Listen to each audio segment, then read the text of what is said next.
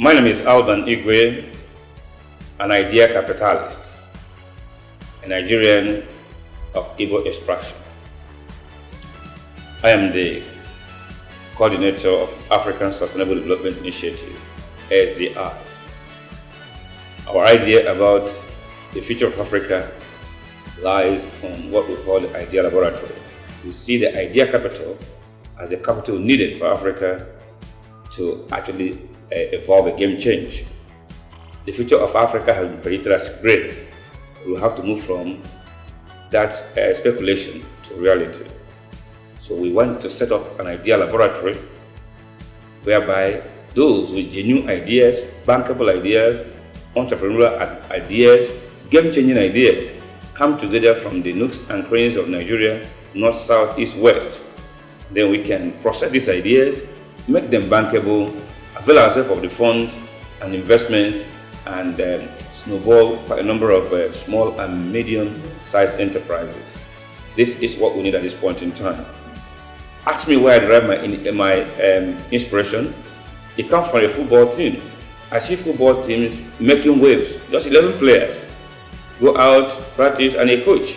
And they go out, practice, win trophies, add a lot of social enterprise, and they can boost the economy just because they're playing football. And they are limited to just 11 players. And I ask myself, if I can pull up a number of people with good ideas, innovative, creative, entrepreneurial ideas from across Nigeria, then I could build a cluster of teams.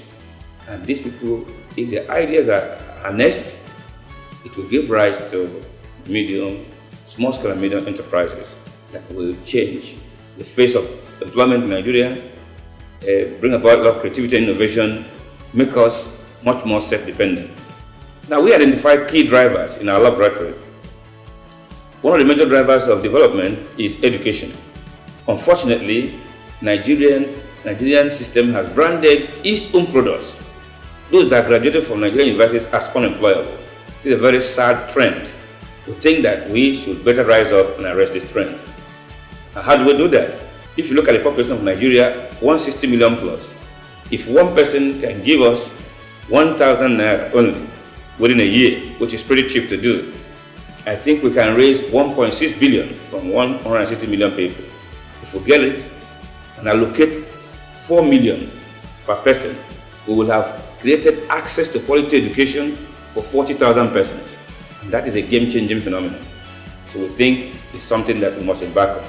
And I'm very sure that when it is embarked upon, we're going to realize more than 1,000 average that we have just put. Many institutions, African Development Bank, investors, we want to key in with that, because even the people that are beneficiaries of these graduates, we want to invest in them. So that is a key thing. We also think about agriculture. Agriculture, as happiness has muted in our idea that agriculture remains a fundamental issue to deal with. Our idea is that food security, which is glaring the face of nations across the globe, is not really a production problem. It is a supply chain problem. She thinks that we can improve the supply chain processes from production to consumption by improving our handling processes, by actually increasing the shelf life of product, so by actually also involving a number of preservation techniques so that food will be available all year round. I have my friend Tima, who also spoke about how we can retrain our unskilled artisans. The technology evolving in the world today has become very daunting and challenging to these artisans.